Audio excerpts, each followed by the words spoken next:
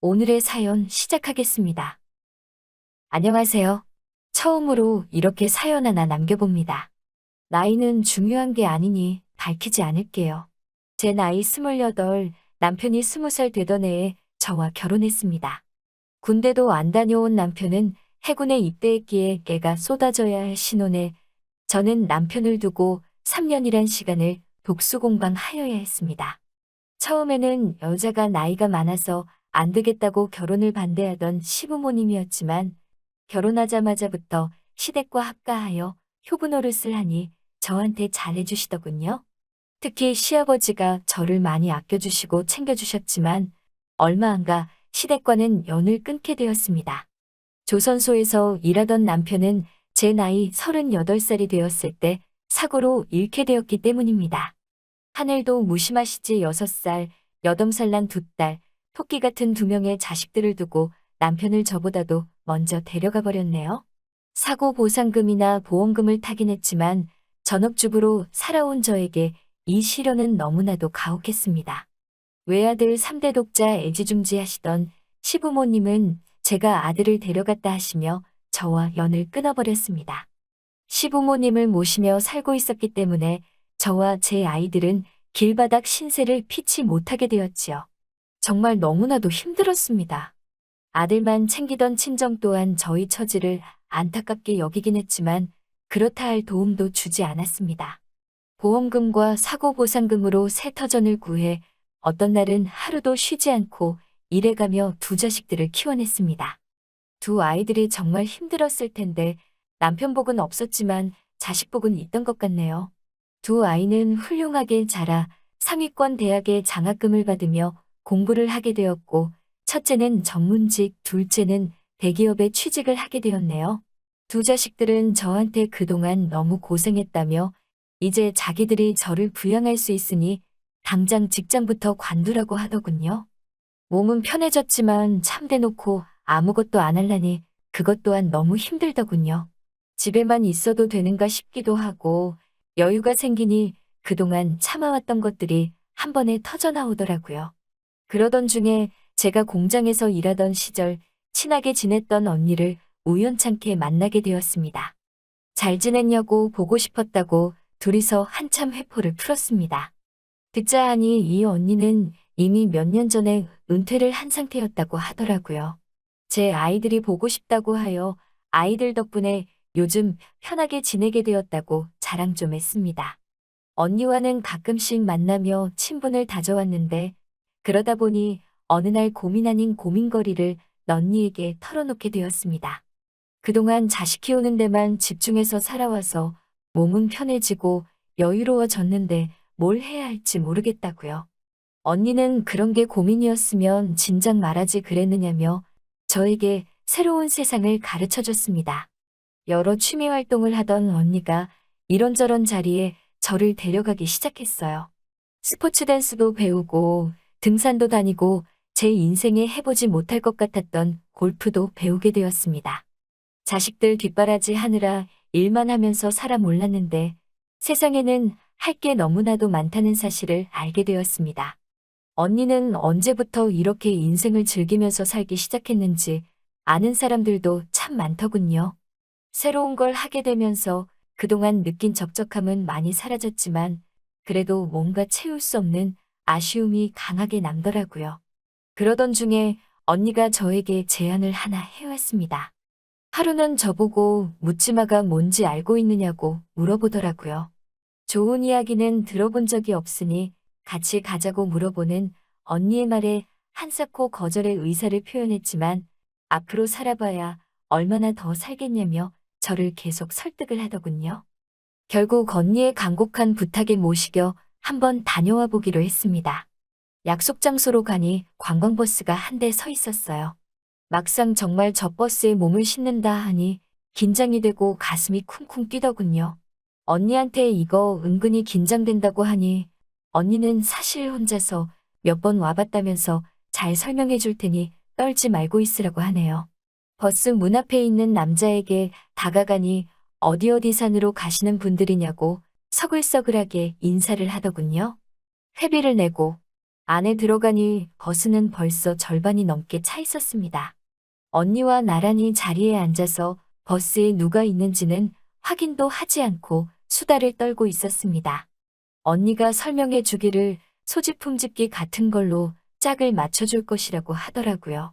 일단 짝이 정해지면 장소에 도착하기 전까지 여자는 안쪽에 앉고 남자는 바깥쪽에 앉아서 노는 거라고 말해줬어요.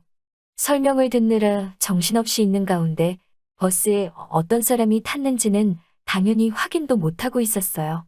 잠깐 언니에게 찝적대는 남자분이 계셔서 대화에 공백이 생겨 혼자 신나게 그 남자와 떠들고 있는 언니만 바라보다가 주변이나 둘러볼까 하며 고개를 들었는데 정말 심장이 내려앉는 듯 했습니다. 20년간 얼굴 한 번 못 보고 지낸 시아버지가 버스에 오르시는 걸 봤기 때문이죠. 시아버지도 저와 눈이 마주치게 되었고 적잖이 당황한 듯 보였습니다. 언니는 이미 옛 저녁에 아까 그 남자와 합석을 해서 제 옆에서 사라진 상태였어요. 버스를 탈 때 봤던 서글서글하게 인사하던 사람이 마이크를 들고 진행을 하기 시작하더군요. 그냥 돈 받는 사람인 줄 알았는데 알고 봤더니 사회자였어요. 차가 출발하자마자 신나는 음악이 흘러나왔습니다. 사회자는 고속도로에 진입하게 되면 남편 마누라 생각은 출발하던 곳에 두고 오라고 하며 오늘 하루만큼은 고민 없이 재밌게 보내자고 말하며 능숙하게 진행을 하더군요. 하지만 아무리 남편 없이 지낸 세월이 20년이라고 해도 저 멀리 앉은 시아버지 뒤통수를 보고 있자니 고민이 안 될 수가 없었지요. 아직도 짝이 없는 사람이 있냐고 하며 혼자 앉아있는 사람들을 불러 모아 남자들의 소지품을 걷어갔습니다.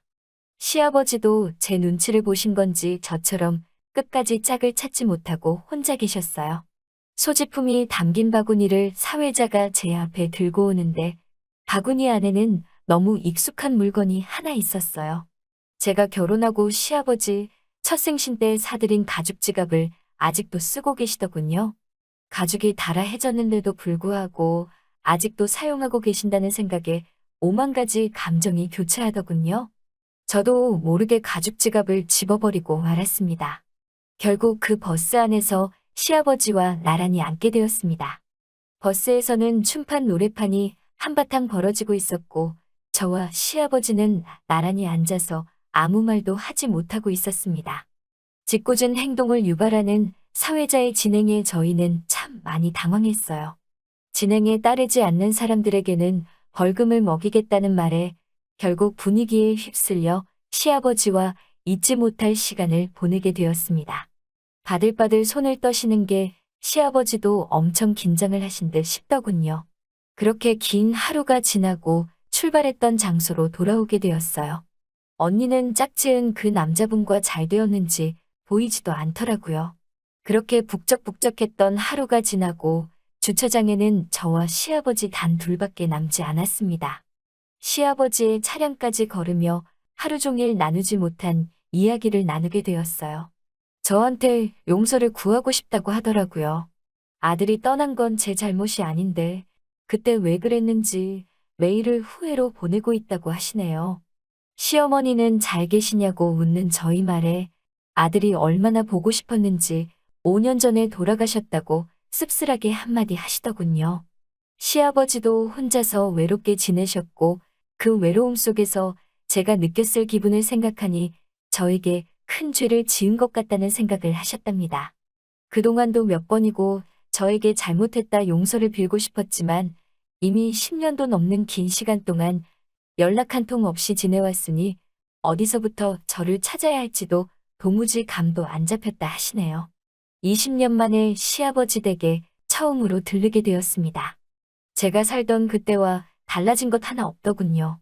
남편 생전에 저와 같이 쓰던 신혼방마저 그대로 유지하고 계셨어요. 시어머니가 쓰시던 방도 깨끗했습니다. 그동안 그 방을 정리하며 얼마나 많은 후회를 하셨을까 하는 생각에 저도 모르게 눈물이 나더라고요. 그렇게 그날 밤 시아버지와 한참을 부둥켜 안고 울었습니다. 그날 시아버지의 집에서 하루를 보내고 다음날 시아버지의 차를 타고 집으로 돌아왔습니다. 아직 자식들에게 시아버지에 대한 이야기는 하지 못했어요. 자식들한테 좋은 소식일지 나쁜 소식일지 아직도 감이 안 잡히고 어디서 다시 재회하게 되었는지까지 도무지 말을 이어갈 자신이 없네요. 그날 이후로 저는 언니와 보내는 시간보다 혼자 외롭게 지내실 시아버지와 더 많은 시간을 보내고 있습니다. 언제까지 아이들에게 시아버지에 관한 사실을 숨길 수 없다는 걸 알고 있습니다. 언젠가는 시아버지와 저희 이야기를 자식들에게 해야 할 날이 오겠지요. 그때까지는 저 혼자서라도 그동안 못해드린 좋은 며느리 돌이라도 해드려야겠네요.